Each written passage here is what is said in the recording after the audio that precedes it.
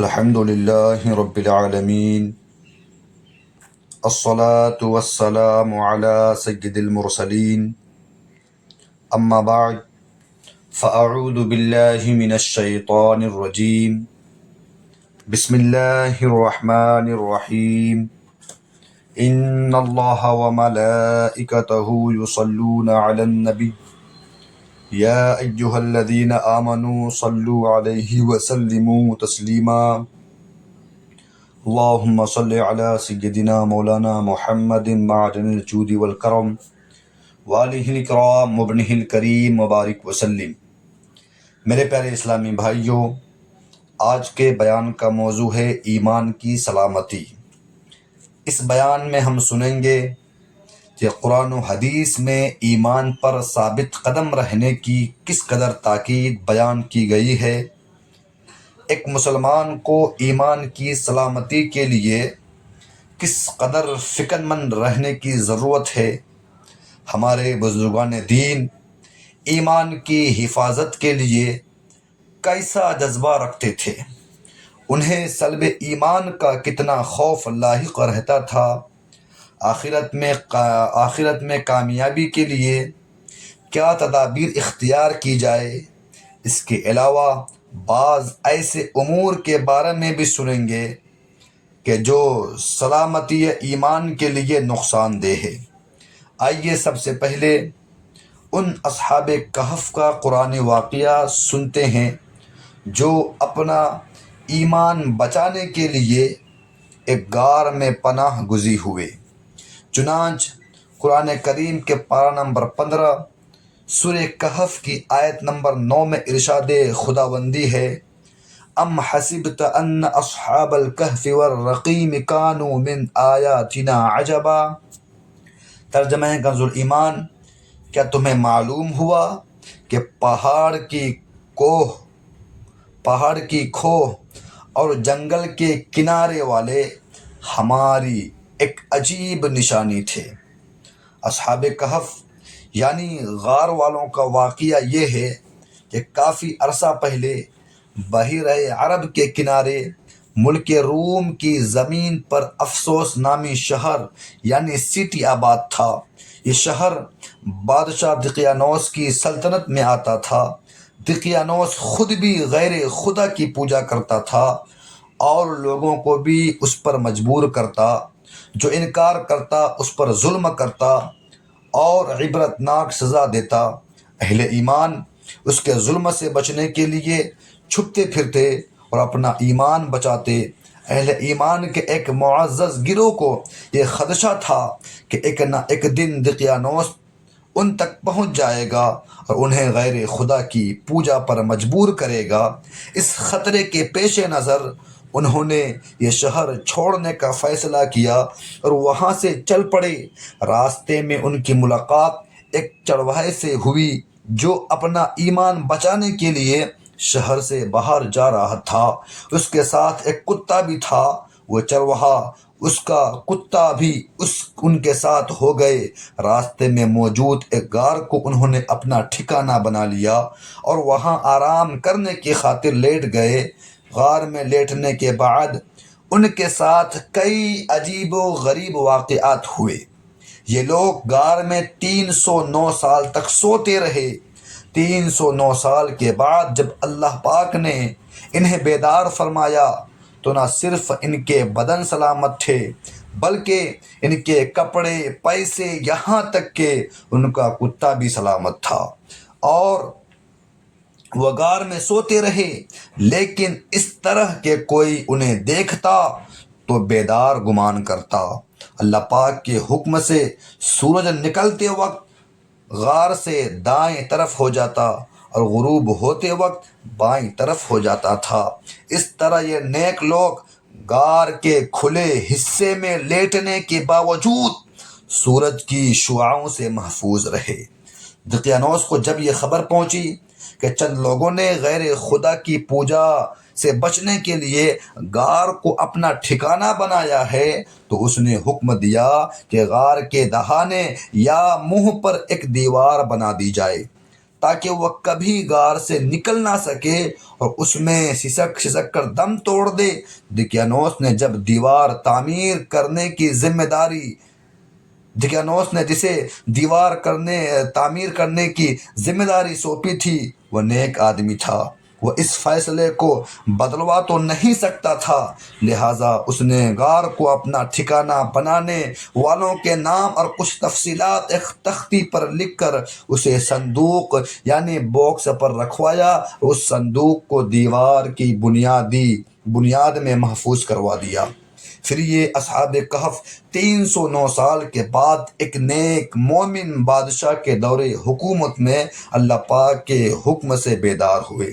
میرے پیارے اسلامی بھائیوں، سنا آپ نے اصحاب کہف کو اپنے ایمان کی حفاظت کی کس قدر فکر تھی کہ انہوں نے دقیانوس بادشاہ کی طرف سے دی جانے والی غیر خدا کی پوجا کی دعوت ٹھکرا دی اور اس کے ظلم و جبر سے بچنے اور ایمان پر ثابت قدم رہنے کے لیے غار میں پناہ لی۔ یہی وجہ ہے کہ اللہ پاک کا ان پر کرم ہوا، رحمت الہی ان کی طرف متوجہ ہوئی۔ 3 صدیوں سے زیادہ عرصے تک وہ اللہ پاک کے حفظ و امان میں رہے، بدلتے زمانے نے ان پر کوئی اثر نہ کیا، گویا ان کے حق میں وقت کا پہیہ رک گیا۔ 309 سال کے بعد جب وہ بیدار ہوئے تو اسی طرح جوان تر و تازہ اور زندگی سے بھرپور تھے، اور یوں اللہ پاک نے انہیں اپنی عجیب نشانی قرار دیا۔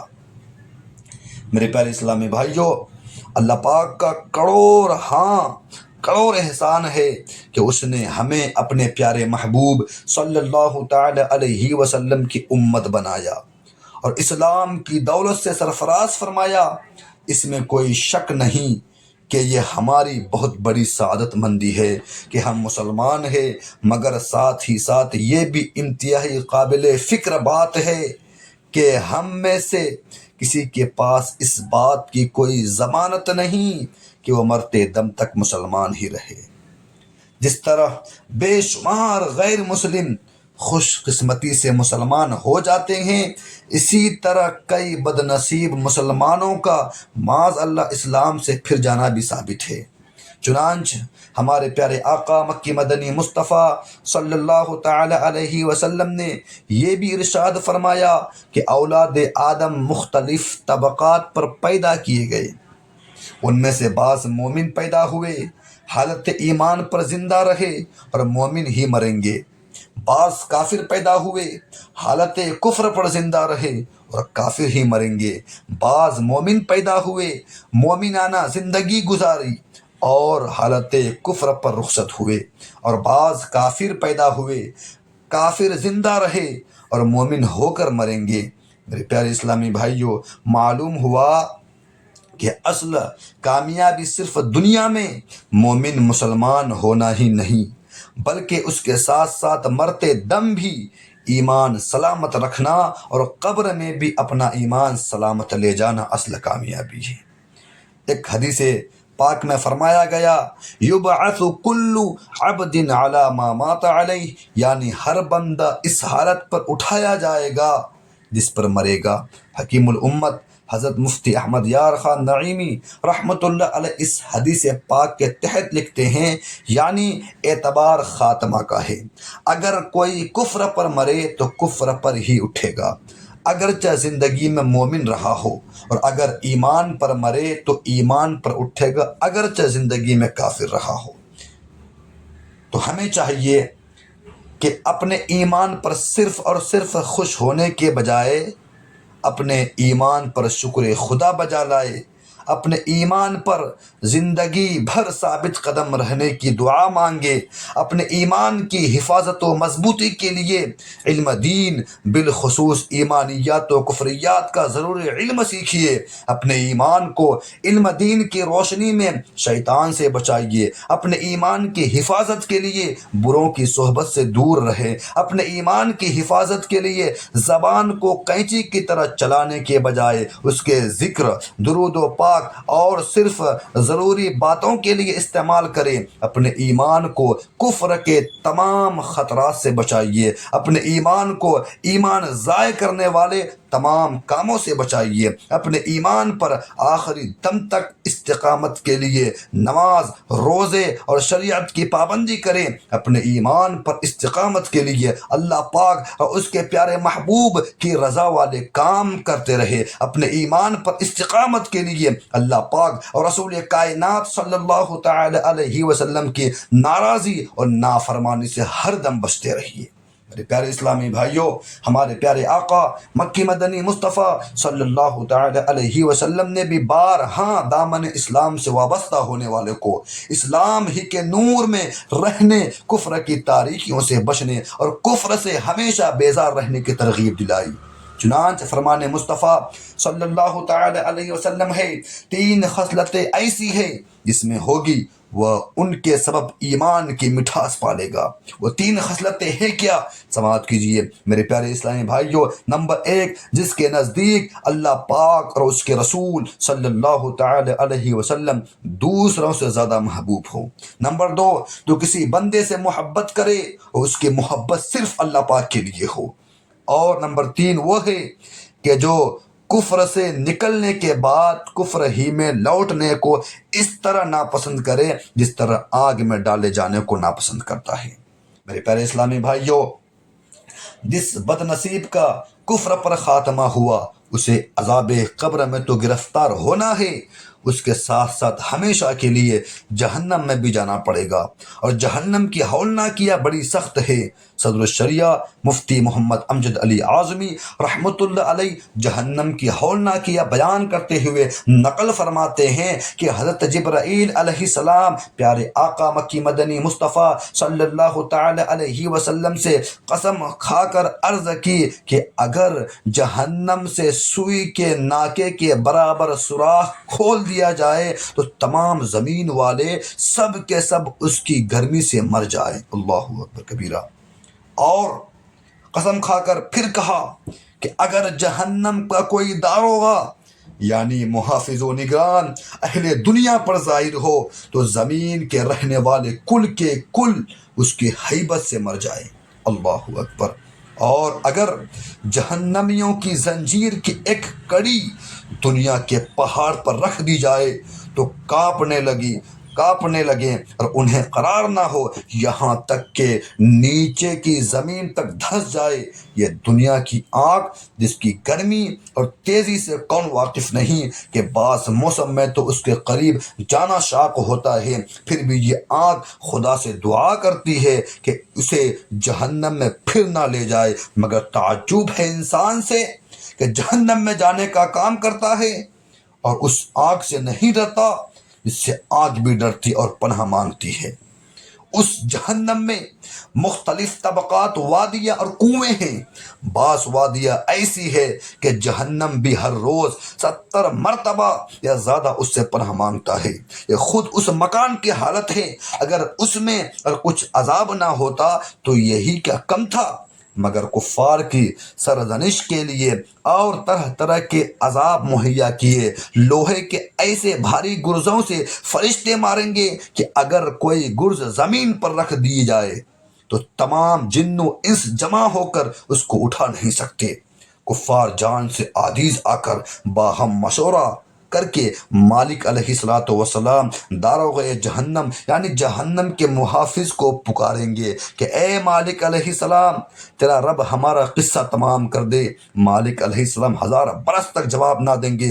1000 برس کے بعد فرمائیں گے مجھ سے کیا کہتے ہو؟ اس سے کہو جس کی نافرمانی کی ہے۔ 1000 برس تک اللہ رب العزت کو اس کی رحمت کے ناموں سے پکاریں گے، وہ 1000 برس تک جواب نہ دے گا۔ اس کے بعد فرمائے گا تو یہ فرمائے گا دور ہو جاؤ، جہنم میں پڑے رہو، مجھ سے بات نہ کرو۔ اس وقت کفار ہر قسم کے خیر سے یعنی بھلائی سے نا امید ہو جائیں گے اور گدھے کی آواز کی طرح چلا کر روئیں گے۔ ابتداً آنسو نکلے گا، جب آنسو ختم ہو جائیں گے تو خون روئیں گے، روتے روتے گالوں میں خندقوں کی مثل گڑھے پڑ جائیں گے۔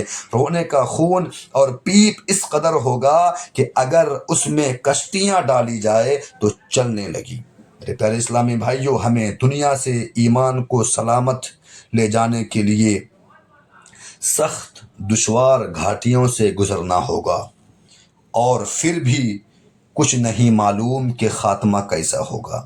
یاد رکھیے، موت کے وقت ایمان چھیننے کے لیے شیطان طرح طرح کے ہتھ کنڈے استعمال کرتا ہے، حتیٰ کہ ماں باپ کا روپ دھار کر بھی ایمان پر ڈاکے ڈالتا ہے، اور کبھی مرنے والے کے سامنے نزا کے وقت اس کے پیاروں کی صورت اپنا کر آتا ہے، اور یہود و نصارہ کو درست ثابت کرنے کی کوشش کر کے مرنے والے کو یہودی یا نصرانی مذہب اختیار کرنے کا کہتا ہے، تو کبھی ایمان چھننے کی کوئی اور چال چلتا ہے۔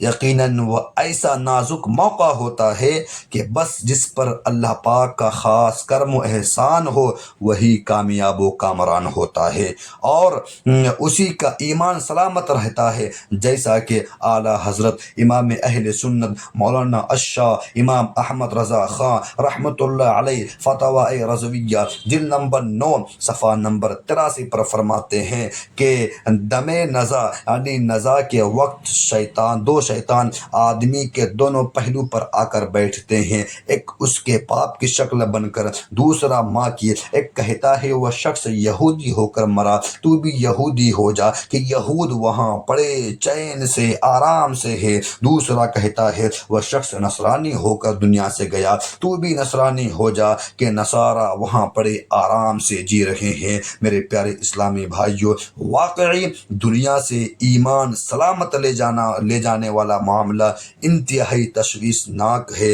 کاش ہم سب کو ایمان کی حفاظت کے جذبے پر استقامت عطا فرمائے، اور ہم سب کو ایمان کی حفاظت کے جذبے پر استقامت مل جائے۔ 100 کروڑ کاش عافیت کے ساتھ ایمان پر موت کی تڑپ کو دنیا میں آسان زندگی گزارنے کے ارمان پر سبقت حاصل ہو جائے۔ میرے پیارے اسلامی بھائیوں، حضرت امام محمد بن محمد غزالی رحمۃ اللہ علیہ سے منقول ہے، ایک بزرگ رحمۃ اللہ علیہ کے ارشاد کا خلاصہ ہے کہ اگر ایمان پر موت میرے اپنے کمرے خاص کے دروازے پر مل رہی ہو اور شہادت عمارت کے صدر دروازہ پر منتظر ہو، تو شہادت اگرچہ اعلیٰ درجہ کی سعادت ہے، مگر میں کمرہ کے دروازے پر ملنے والی ایمان پر موت کو قبول کر لوں گا۔ کیا معلوم عمارت کے صدر دروازے تک پہنچتے پہنچتے میرا دل بدل جائے اور میں ایمان پر ملنے والی موت کے شرف سے ہی محروم ہو جاؤں۔ بہرحال ہمیں ہر دم اللہ پاک کے دربار کرم سے ایمان کی حفاظت کی بھیک مانگنے کی رٹ جاری رکھنی چاہیے۔ تشویش اور سخت تشویش کی بات یہ ہے کہ جس طرح دنیاوی دولت کی حفاظت کے معاملے میں غفلت مالی نقصان کا سبب بن سکتی ہے، اسی طرح بلکہ اس سے بھی زیادہ سخت معاملہ ایمان کا ہے کہ ایمان کی حفاظت سے بے فکری اور ایمان چھن جانے سے بے خوفی سراسر نقصان دہ ہے۔ علماء کرام فرماتے ہیں جس کو سلب ایمان کا خوف نہ ہو، مرتے وقت اس کا ایمان سلب ہو جانے کا اندیشہ ہے۔ معلوم ہوا کہ ایمان کی حفاظت سے غفلت سراسر نقصان دہ ہے، لہٰذا ہمیں ہر دم اللہ پاک کی خفیہ تدبیر سے ڈرتے ہوئے اسے راضی کرنے کی کوششیں جاری رکھنی چاہیے۔ میرے پیارے اسلامی بھائیوں، ہم اللہ پاک کی بارگاہ میں یہی دعا کریں کہ یا اللہ ہم کو اس دنیا سے اٹھا تو ایمان کی سلامتی کے ساتھ اٹھا، اور یہی دعا کرتے رہنا چاہیے کہ یا اللہ ایمان پر خاتمہ بالخیر عطا فرما۔ اللہ پاک کی بارگاہ میں دعا ہے ہمارے بولنے میں اور آپ کے سننے میں جو بھی غلطی ہوئی، حضور سرور کائنات صلی اللہ تعالی علیہ وسلم کے صدقے طفیل میں معاف عطا فرما، ہم سب کا ایمان پر خاتمہ بالخیر عطا فرما۔ وما علینا الا البلاغ المبین، وآخر دعوانا ان الحمد للہ رب العالمین۔ السلام علیکم ورحمۃ اللہ تعالی وبرکاتہ۔